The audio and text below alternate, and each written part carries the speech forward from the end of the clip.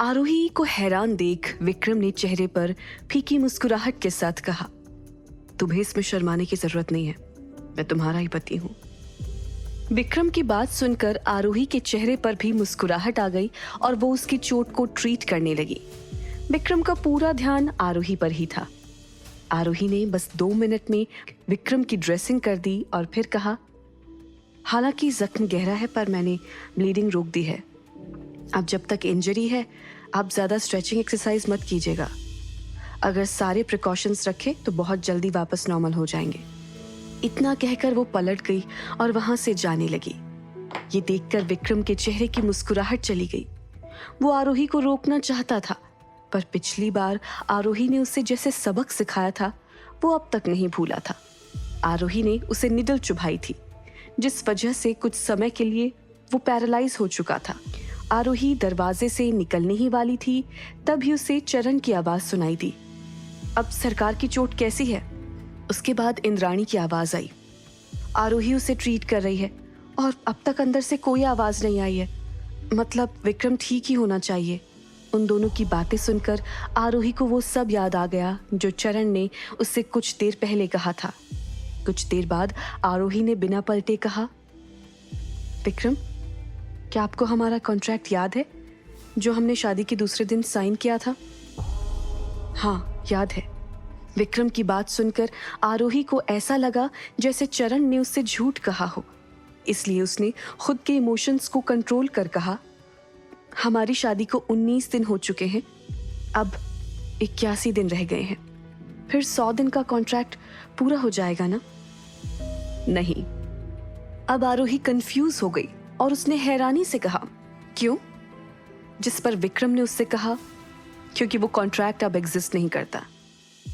जब से मैंने अनन्या से दूरी बना ली थी उसी दिन मैंने वो कॉन्ट्रैक्ट फाड़ दिया था। अब हम दोनों का रिश्ता सिर्फ 100 दिनों का नहीं है।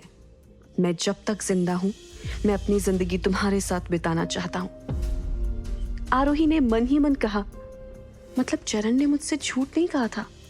विक्रम सचमुच मेरे साथ रहना चाहते हैं। ये रियलाइज होने के बाद आरोही को अब किसी भी बात की परवाह नहीं थी कि उसकी शादी कैसे हुई थी या विक्रम शिवानी से प्यार करता था। सबसे जरूरी चीज ये थी कि अब से विक्रम की जिंदगी में सिर्फ वो रहेगी। इसलिए वो पलटी और उसने विक्रम की तरफ देखकर कहा, आप जल्दी से कपड़े पहन लीजिए और चिंता मत कीजिए, जल्दी आपकी चोट ठीक हो जाएगी, मैं जा रही हूँ। इतना कहकर वो स्टडी रूम से बाहर निकल गई। उसने जैसे ही बाहर कदम रखा, इंद्राणी ने घबराहट में उसका हाथ पकड़कर कहा, आरोही, विक्रम की चोट कैसी है? क्या उसने तुम्हें ट्रीट करने दिया?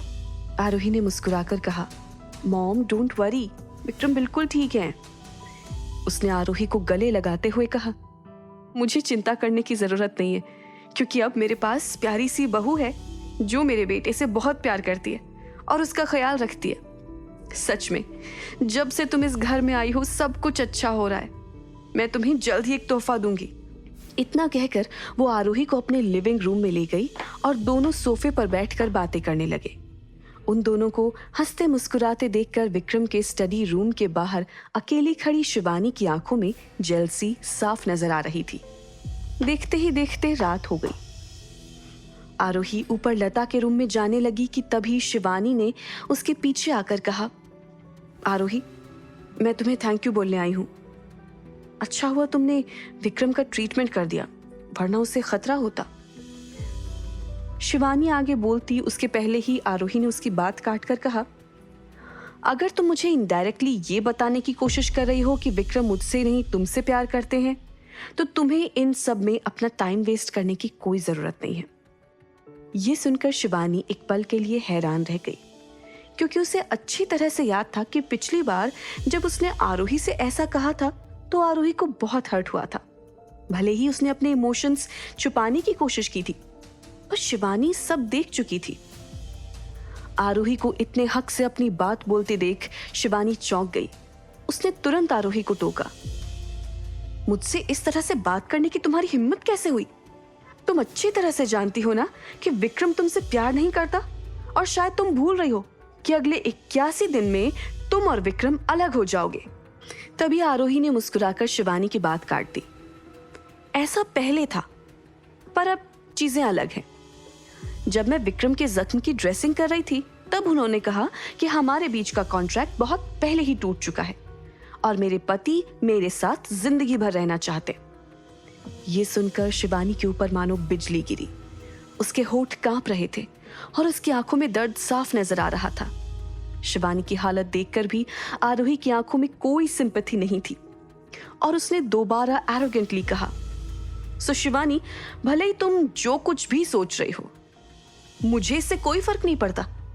तुम्हारा और विक्रम का जो भी पास्ट रहा हो, पर वो सब पास्ट था और अब विक्रम मेरा हस्बैंड है और जो भी औरत हम दोनों के बीच में आने की कोशिश करेगी मैं उसे बिल्कुल नहीं छोड़ूंगी। इसलिए तुम्हारे लिए यही बेहतर होगा कि तुम विक्रम से दूर रहो। इतना कहकर वो लता के रूम की तरफ बढ़ गई। शिवानी को इस वक्त ऐसा फील हो रहा था कि वो बहुत ही अकेली और बेबस है।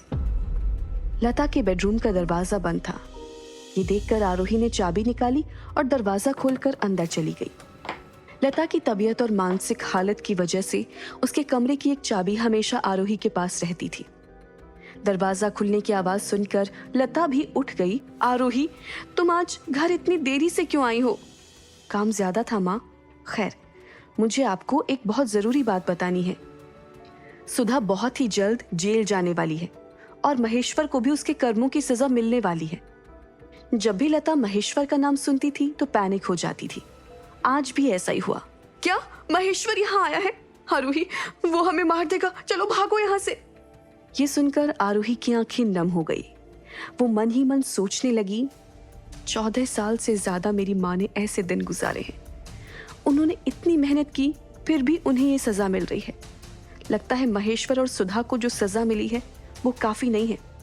जब तक मेरा गुस्सा शांत नहीं हो जाता मैं उन दोनों को नहीं छोड़ूंगी।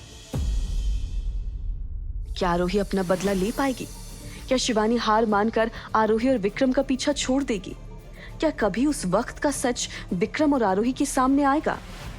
जानने के लिए सुनिए इस कहानी का अगला एपिसोड सिर्फ पॉकेट FM ऐप पर।